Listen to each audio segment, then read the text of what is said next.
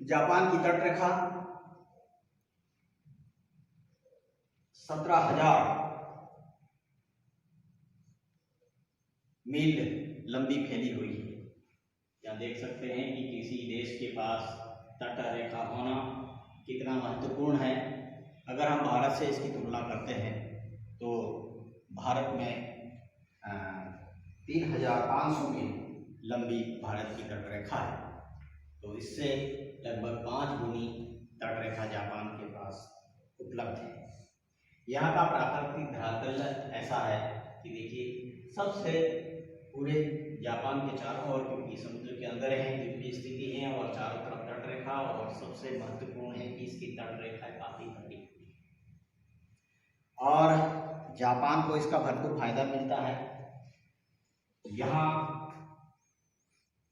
Tokyo और अन्य जो उसके बंदरगाह हैं, इन तट रेखाओं के पास में अंदर कटी-पटी तट रेखाओं के कारण सबसे उत्तम बंदरगाह जापान के पास में पाए जाते हैं। इसका लाभ इसको मिलता है। भूमि के अंदर तक काफी इसका कटा-फटा भाग है, तो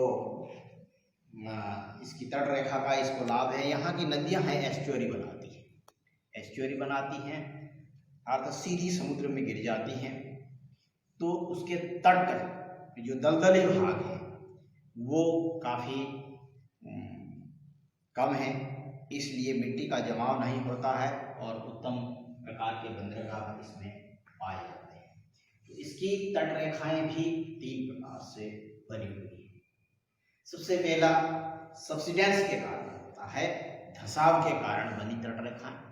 दूसरा है अपलिफ्टमेंट के कारण बनी तट रेखाएं। जब भूमि के आसपास का भूभाग जो धस जाता है तो उसके कारण, जो धसाव के कारण भूमि का निचले भाग धस जाता है, धसाव के कारण जो तट रेखाएं बनी वो अत्यधिक कटी फटी है।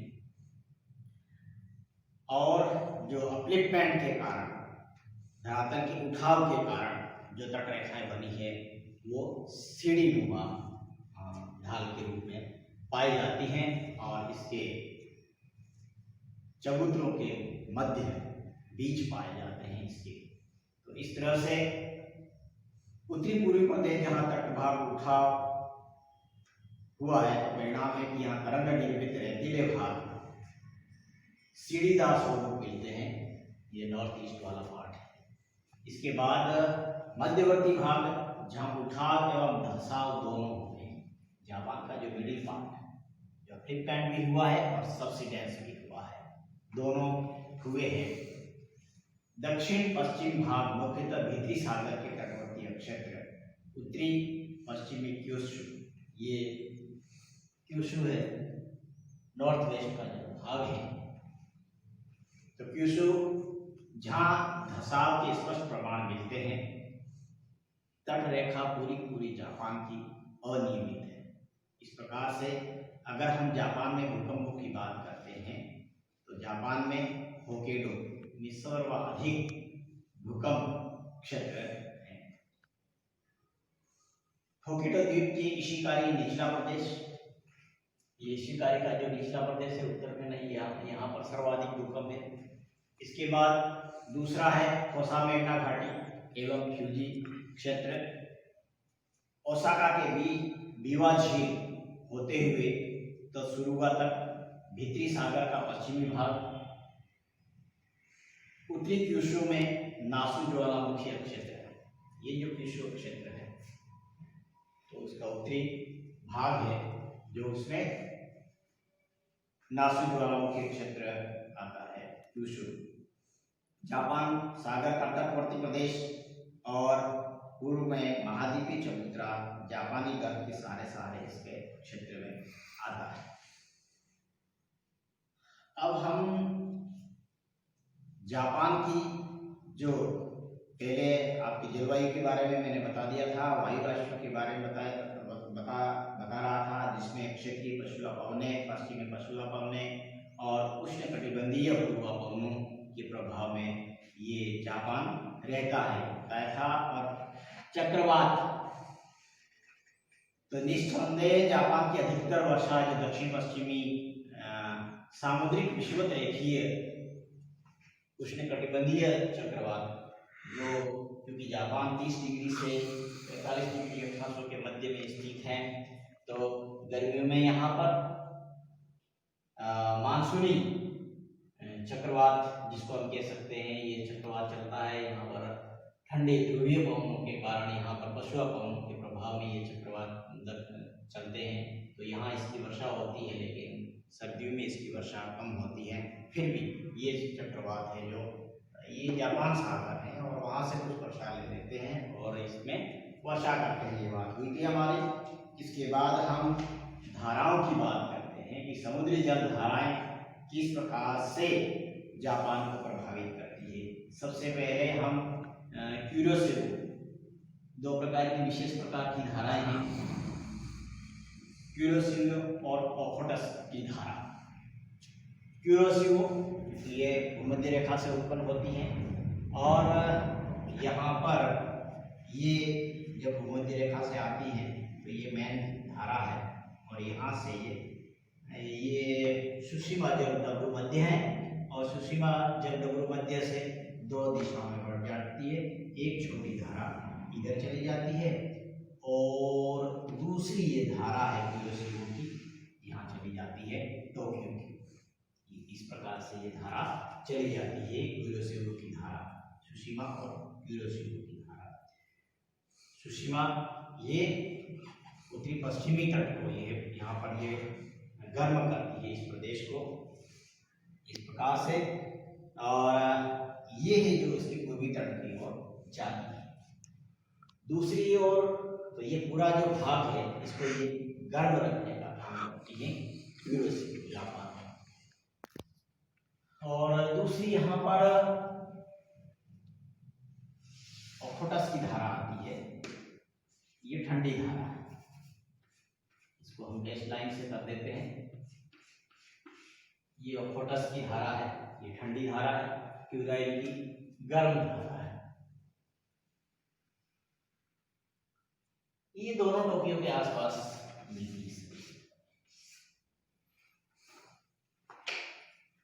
ये ठंडी धारा, ओखोटस की जो ठंडी धारा है वो गर्म धारा के नीचे सब्सिडेंस हो जाती है, नीचे धंस जाती है और ये ऊपरी जो वायु ये धारा है, सॉरी, ये क्यूरोसिवो की जो गर्म धारा है वो ऊपर उठ जाती है, इस तट को ये गर्म करती है। यहाँ हवाएं भी इसी के कारण ये तट पूरा गर्म रहता है और यहाँ पर ये दोनों धाराएं मिल जाती हैं, धुंध उत्पन्न होती हैं।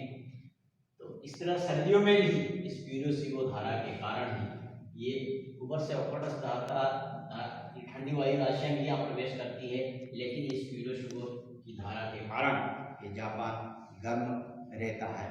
तो इस प्रकार से जापान की इन धाराओं का विशेष महत्व है।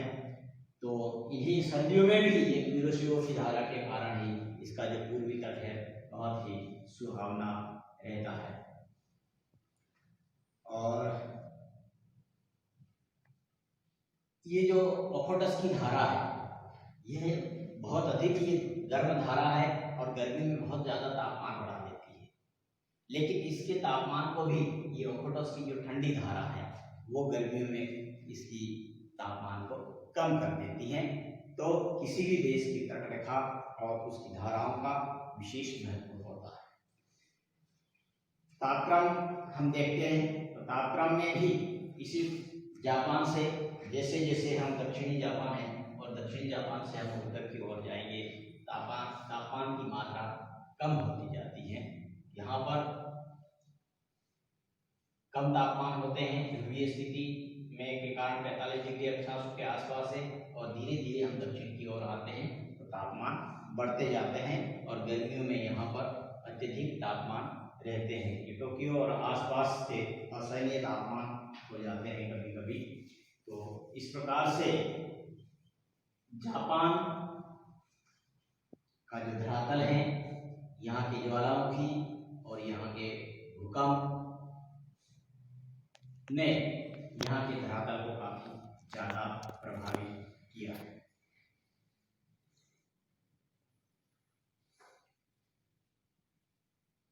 हम जापान में पाले के दिनों की बात करते हैं, तो पाले के दिनों की संख्या उत्तर की ओर क्रमशः बढ़ती जाती है। यथा होक्काइडो में पाले रहित दिनों की संख्या 120 है, सबसे ऊपर होक्काइडो है, यहाँ पाले रहित दिनों की संख्या 120 है। सबसे कम होन्शु के मध्य में 150 से, होन्शु द्वीप उसके मध्य में 150 से 160 तथा दक्षिणी भागों में 240 दिन पाले रहे। इस तरह से यहाँ फसलों की वृद्धि अवधि एवं पाले रहित दिनों की संख्या में बड़ा साम्य है। इस प्रकार क्यूशु, शिकोकू एवं होन्शु द्वीप दक्षिण एवं दक्षिण पूर्वी भाग में चावल की 2 फसलें आसानी से बोई जा सकती है।